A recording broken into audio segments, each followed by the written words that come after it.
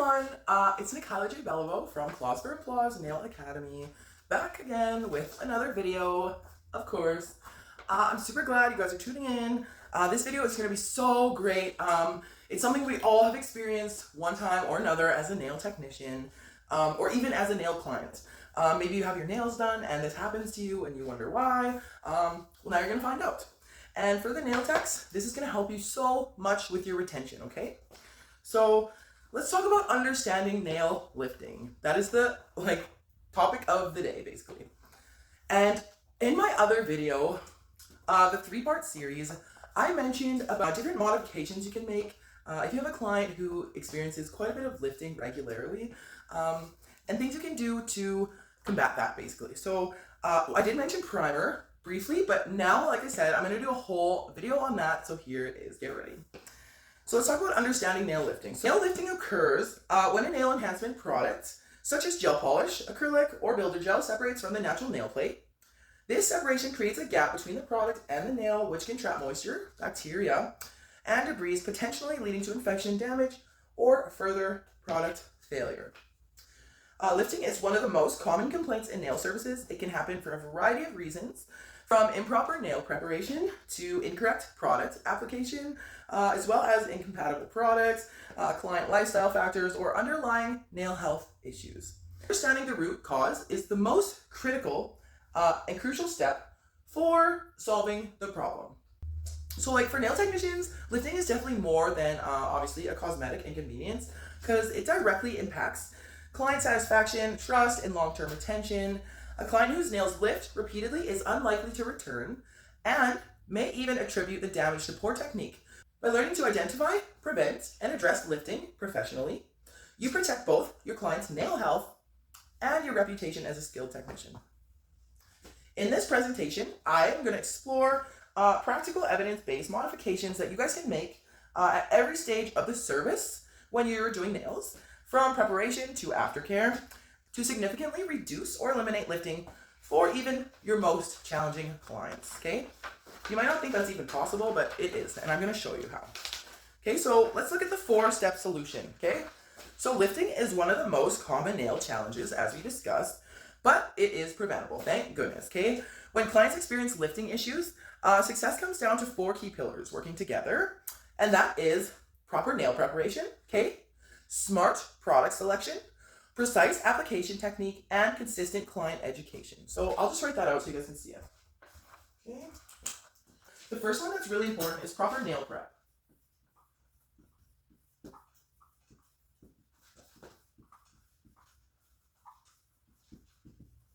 Okay. First of all, that is number 1 step.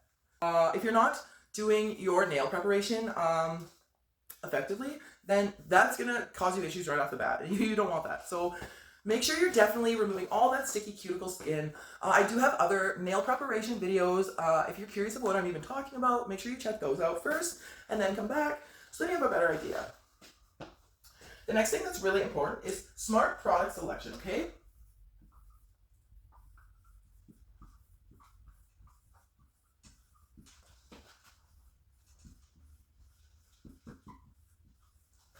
The next thing that we need to do is the smart product selection. Number 3 is our precise application technique.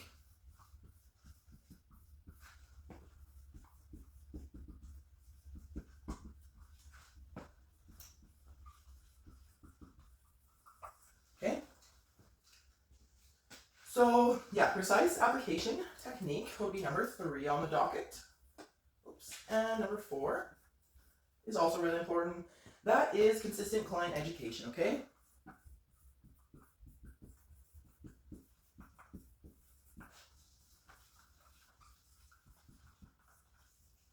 Number 1, proper nail prep. Number 2, smart product selection. Number 3, precise application technique. And number 4, consistent client education. So you might be wondering what all that means. So I'm going to go into it a lot deeper here. So first on the docket, like I said, was proper nail preparation.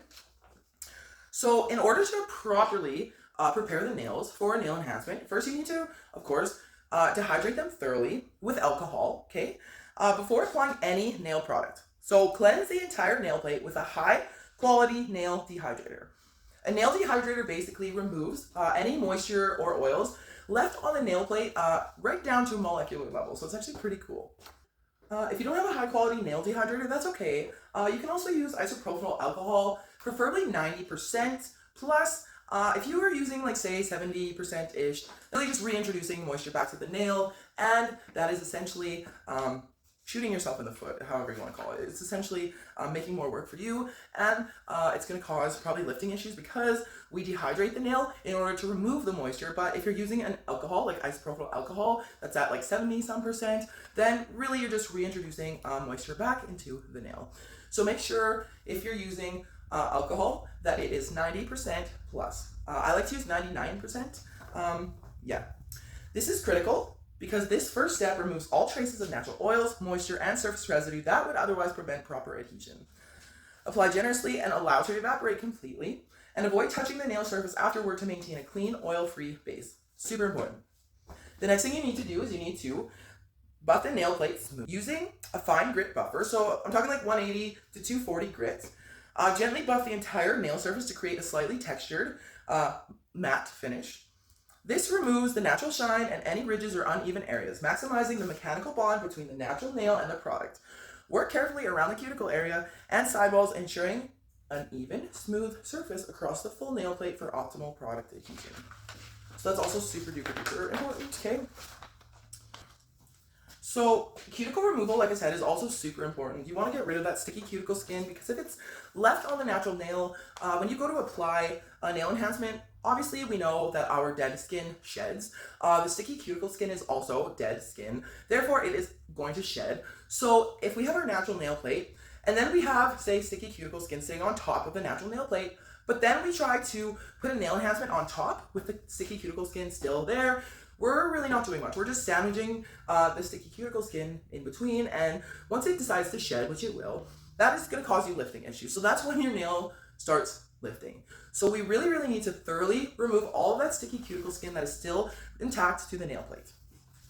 Being mindful, super, super, super mindful of the matrix area. The matrix is responsible for new nail growth. If you damage the matrix, the nail will grow abnormally or it will not grow at all forever. So be very mindful of that. So gently push back the eponychium with a cuticle pusher. And then from there, you can use a nipper if you like to remove the dead skin around where the eponychium is, but you have to be super careful. I'll probably do another video on that. Yeah, if you're not really familiar with nippers, please don't just go in there and start like nipping somebody's eponychium, because you have to really know where to cut because if you don't, you can cut into live tissue and that is going to cause a ton of bleeding. Your client's not going to be very happy. So please be very, very careful in that regard. So you can use nippers. You don't have to use nippers, okay? Even the smallest trace, like I said, of cuticle skin left behind will cause lifting. Product cannot bond properly to living tissue. So that goes for as well. Don't flood the cuticles or the sidewalls. If you're getting your product onto the skin, that is going to cause lifting as well. A clean, dry nail plate is the essential foundation for long-lasting results after cuticle removal. Ensure the nail plate is completely free of oils, moisture, and debris. Any residue left on the nail surface will break the bond between the natural nail and the product, leading to premature lifting and surface breakdown, which we do not want, okay? So like I was talking about adjusting products, okay? So we're talking about nail prep, okay? So we're going to cross that off because we've kind of discussed that. Okay, now let's move into, let's move into smart product selection. You might be wondering what I'm even talking about when I say that. Smart product selection has got a lot to do with selecting the right primer for your client's nail type. Use acid-based primer for clients with naturally oiled or problem nails to ensure maximum adhesion. For sensitive skin or clients prone to reactions, you do not want to use an acid-based primer. You want to opt for a non-acid or acid-free primer that is gentler while still promoting a strong bond, obviously, between the natural nail and the product. Then you want to consider switching to a rubber-based coat for clients who need flexibility, ideal for those with active lifestyles or thinner nails. For clients requiring extra durability and strength, a harder acrylic or hard gel formula may be more suitable. Always verify your curing lamp output matches the product specifications to ensure full polymerization and prevent lifting. Curing lamp essentials. Make sure if you're using, say, Ugly Duckling products, make sure you're using an Ugly Duckling lamp. So the products that you're using should match the brand of lamp that you're also using, because those products are designed specifically to be cured in the lamps that are made by the brands which products you're curing in your lamp. So also, curing lamp essentials, always verify your UV LED lamp is functioning properly and matches your product's curing requirements. Check bulb age regularly. Old bulbs, of course, emit less power and cause lifting. You need to confirm your wattage meets your gel or acrylic system's minimum needs. You won't need your UV light ever to do acrylic. I'm not sure why that's written in my notes, okay? Because acrylic, it will never cure in the lamp. Only gel cures in the lamp.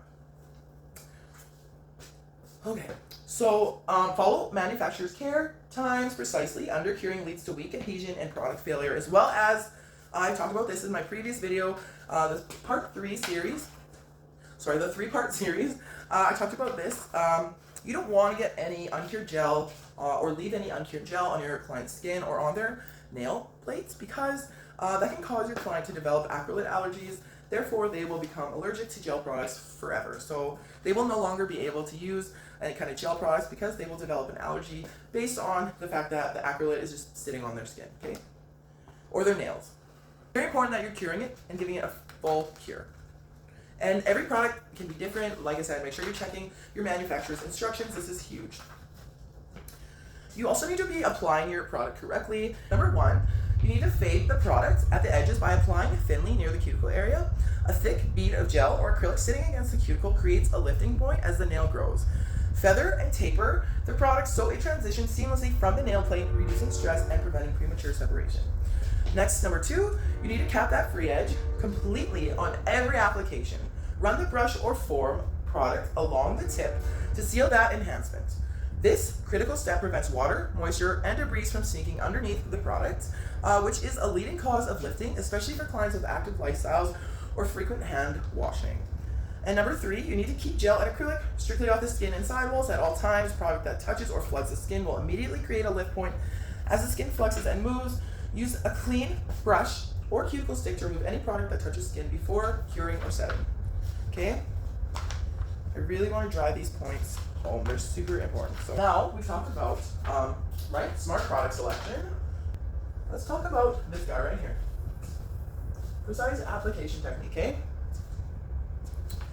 So mastering precise application is critical again for clients with lifting issues. Fading edges means feathering product thinly at the sidewalls and cuticle zone. Thick edges create stress points that peel. Capping the free edge seals the nail tip, preventing moisture and debris from penetrating underneath. Keeping gel strictly off the skin is essential. Even 1 millimeter of skin contact breaks the bond as skin naturally sheds. Product thickness matters. Overly thick layers trap heat, cause shrinkage, stress, and inhibit full curing. Apply in thin, even coats and cure each layer completely before proceeding. Okay, that is a huge, huge deal. Now let's talk about how we can educate our clients to follow our aftercare recommendations consistently. So some client tips are wearing gloves during cleaning and chemical exposure. You should advise your clients to always wear protective gloves when handling harsh cleaning products, detergents, or chemicals.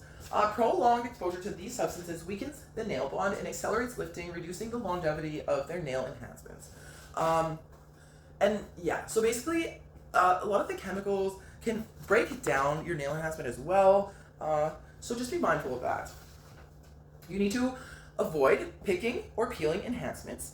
So it's so important to educate your clients that picking or forcibly peeling their nails causes serious damage to the natural nail plate. This thinning and trauma creates an uneven surface, making future adhesion significantly more difficult and increasing the risk of repeated lifting. Every time you're tearing off your nail enhancement, you're tearing off layers of your natural nail with it. So just be mindful of that as well. There's so much to know, I feel like, in the world of nails. I feel like everybody thinks doing nails is so easy. You just paint the nail and away you go. But there's a lot more science behind it than that. And it's actually really a lot more difficult than people ever could imagine. So, yeah. Client education continued. So skip oils and lotions before appointments. Avoid applying hand creams, cuticle oils, or any moisturizers to your nails or surrounding skin on the day of your appointment. Oils create a barrier that prevent proper adhesion, leading to lifting and premature product failure, something none of us want. aftercare routine between appointments. So keep your nails dry for the first 24 hours after application. Apply cuticle oil daily to the skin around the nail, not under the product. Wear gloves when doing dishes or using cleaning products to protect your enhancement and extend wear. Okay guys, that is all for this video. Thank you guys so much. I hope you learned something new. As always, if you like what you see, feel free to follow me on Facebook at Claws for Applause Nail Academy. You can also find me on Instagram at claws.forapplause. If you like my videos and you want to watch them, you can find a lot of them on YouTube. Just search Claws for Applause Nail Academy. Don't forget to subscribe and click that notification bell so you never miss a video. If you're interested in becoming a certified nail tech, or you're just interested in taking some courses that are specific to certain areas in the nail world, you can do that too. Please visit my website at www.cfanailacademy.ca. See you later. Bye.